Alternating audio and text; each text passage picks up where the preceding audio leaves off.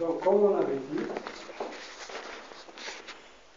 l'activité du résumé, elle est basée sur deux principes fondamentaux. On a le premier principe, c'est la lecture attentive du texte.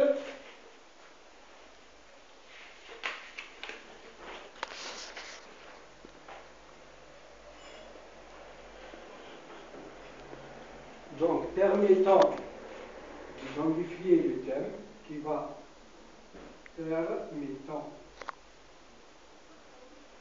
d'identifier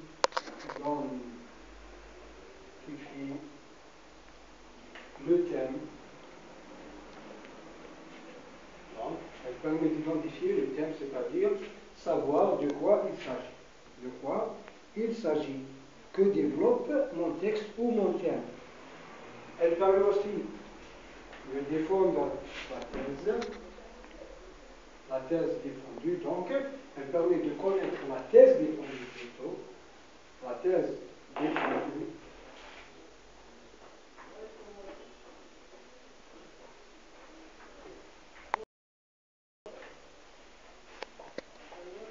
Elle permet aussi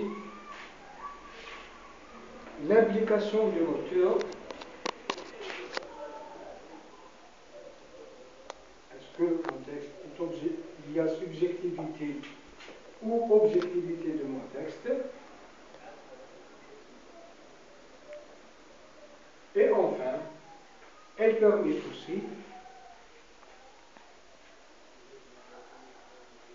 de déterminer la logique, elle permet de déterminer la logique de l'argumentation et la logique de l'argumentation. Donc, voilà ce que je peux déduire à travers la lecture, et ce n'est pas une simple lecture, mais c'est une lecture attentive. Donc, elle permet d'identifier le thème, il s'agit de quoi. Ensuite, la thèse défendue, il prend, c'est-à-dire quelle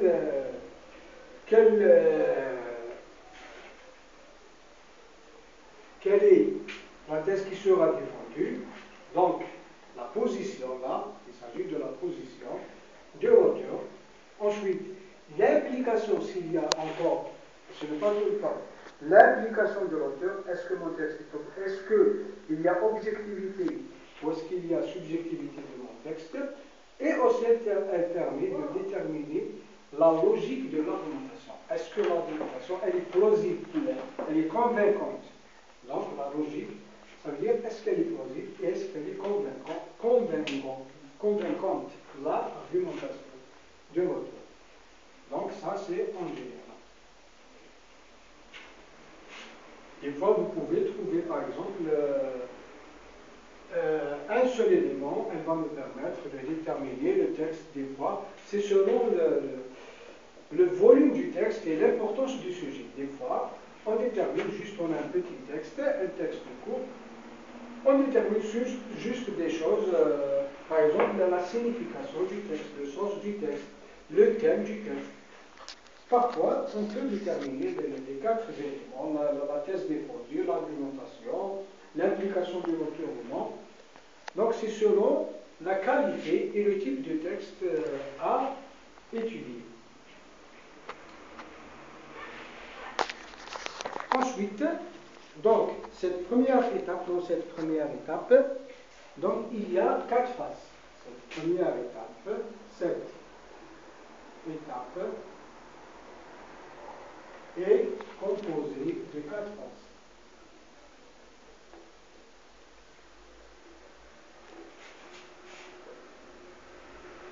Et qui sont ces phases-là?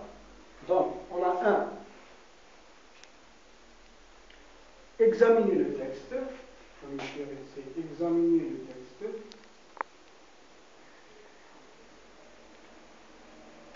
Le deuxième point, donc après l'examination de mon texte, examiner l'énonciation. Examiner l'énonciation. Le troisième élément, c'est étudier l'organisation logique du texte, l'organisation logique du texte, et le quatrième point, et le dernier, c'est mettre en clair le plan de texte. Mettre en clair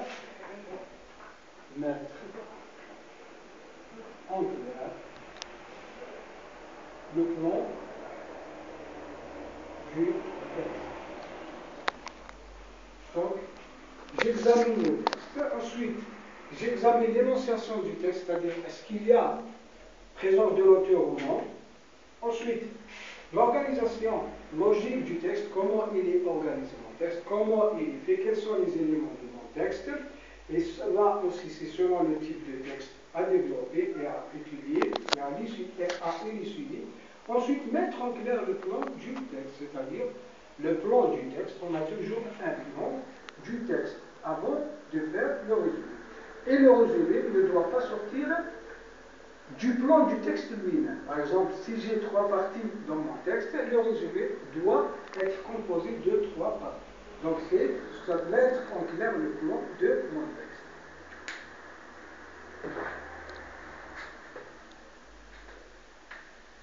Et dans cette partie-là, elle dépend exclusivement, cette partie-là dépend exclusivement de la lecture préalable du texte. Donc, cette partie, elle dépend,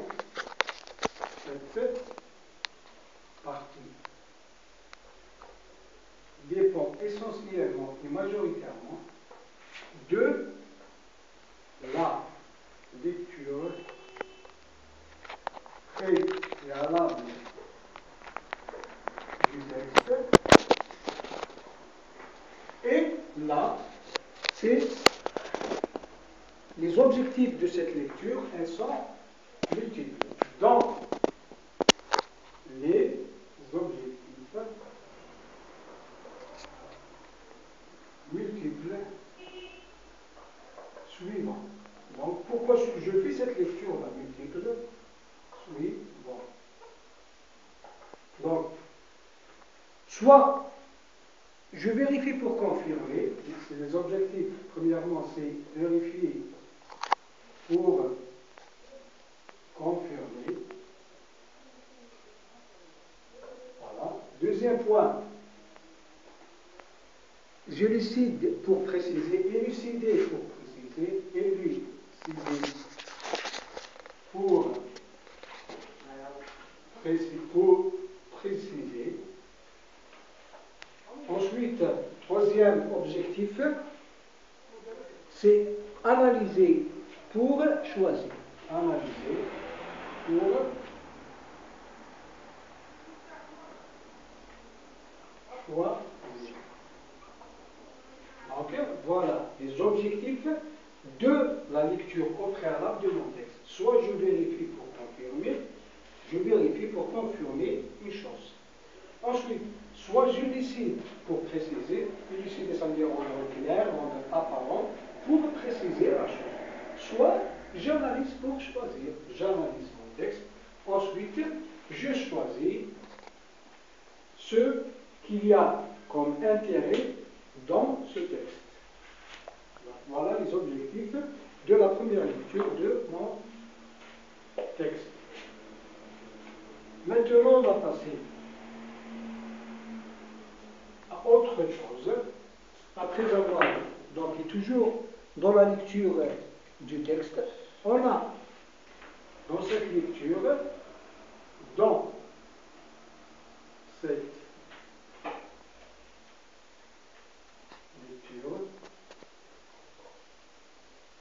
on a encore, dans cette lecture elle-même, on a la lecture de l'image du texte, lecture de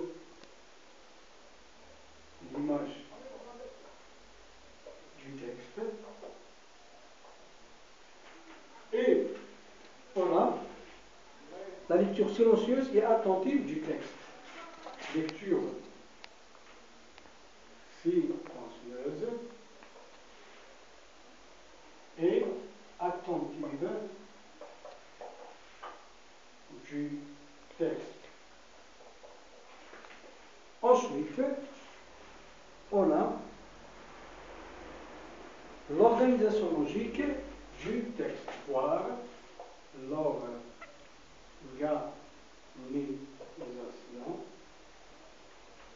logique du texte. Et enfin, je vais aller vers quoi? Je vais aller à dégager le plan de mon texte. Dégager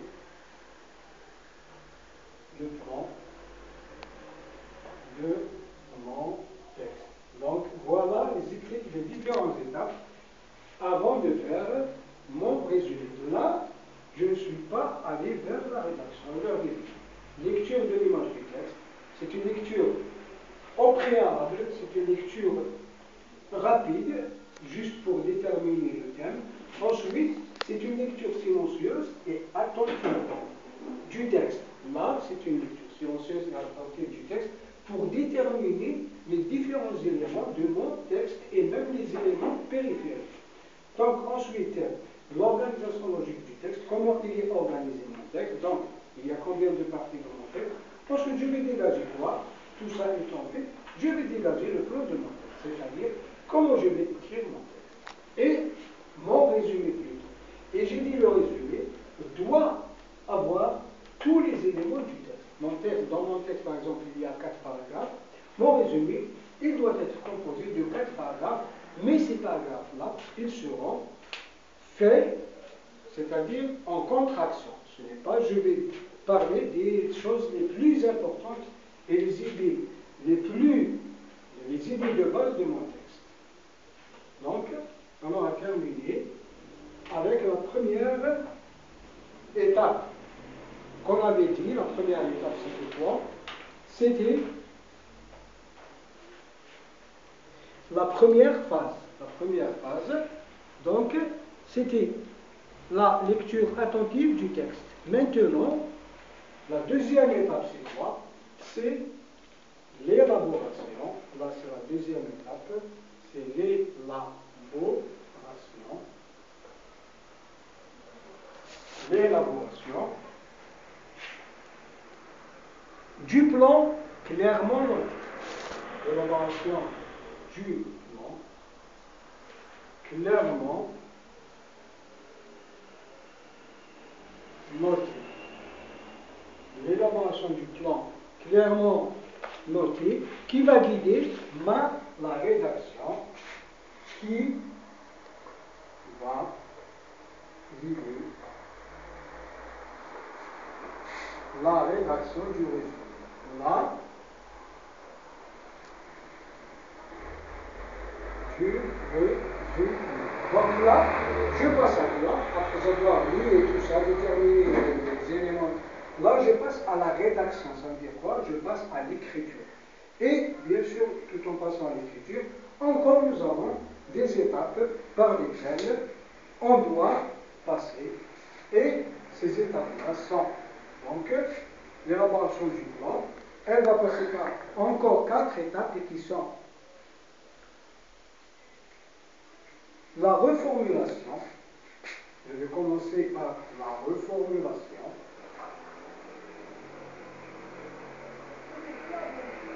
B, je passe premièrement à la reformulation. Le B, respecter l'organisation du texte. Je dois respecter. Et là, c'est donc la rédaction. Respecter le plan du texte. C'est, troisième étape, dans la rédaction, appliquer les techniques de rédaction. C'est appliquer les techniques de rédaction. TR, ça veut dire technique de rédaction. Ensuite, la quatrième et dernière étape, c'est la vérification. Là, je passe à la vérification de la longueur du texte. De la longueur du texte. Donc, on aura, après avoir fait ça, on aura terminé les techniques du résumé. Donc, je commence là l'élaboration du plan. Là, j'entre dans la rédaction elle-même. Je fais la reformulation. Donc, je reformule mon texte, c'est-à-dire je vais l'écrire d'une autre manière et qui soit la mienne, personnelle. Ensuite, je dois respecter le plan du texte. Je dis, et toujours dans la rédaction, mon texte il est composé de 3 parties. Mon résumé doit avoir 3 parties. Ensuite, appliquer les techniques du résumé, c'est-à-dire toutes les techniques du résumé que je connais. Ensuite, je vais passer à la vérification de la longueur du texte. Donc, là, appliquer les techniques du résumé, j'écris, je passe directement à la rédaction. D'accord? Ensuite, à la fin, je vais vérifier la longueur de mon texte. Et généralement, quand je dis il faut dans le résumé, on revient au 1/4 du texte. Ça veut dire que si mon texte il a 20 lignes, je vais réduire à 1/4, je dois avoir 5 lignes. Ainsi de suite. Sur la 40 lignes, je divise par 40 et je dois avoir 8 lignes. Et j'aurai terminé l'écriture de mon texte. Donc ce qu'il faut retenir des techniques du résumé, c'est qu'elle est basée sur deux parties. Elle est sur 2 phases. La première phase, c'est la phase de la lecture. Et la deuxième phase, c'est la phase de la rédaction. La phase de la lecture, elle est composée de 4 étapes. De même, pour la phase de la rédaction, elle est composée de 4 étapes. Donc, et en général, c'est quoi? En général, donc, je lis bien mon texte, je le lis, ensuite je détermine les éléments essentiels de mon texte. Ensuite, en ayant déterminé tout ça, je passe à la rédaction. Donc, je passe à la rédaction. Et là aussi, donc, je vais commencer à rédiger mon texte et je vais le rédiger. Je n'ai pas fortuitement comme ça, comme je veux, mais non, il y a des règles à suivre. Ces règles-là, ils sont citées dans ces 4 points A, B, C et D. Et j'aurai terminé donc le résumé de mon texte. Et plus vous faites cette activité-là, plus vous gagnez en expérience et en compétence dans le résumé. Donc, c'est-à-dire à chaque fois que vous étudiez un texte, vous faites son résumé et vous progressez. Donc, à chaque fois, vous progressez. Donc, mais tout ça, tout ce travail-là, c'est-à-dire le texte et tout ça, il est basé sur la lecture. Donc, plus vous lisez, vous faites l'activité de la lecture, plus vous pouvez faire la progression dans toutes les autres étapes qui viennent dans les suites à la lecture. Par exemple, l'écriture, le résumé et tout ça. Donc, on aura terminé pour aujourd'hui. Donc, notre thème qui était quoi? C'était les techniques du résumé.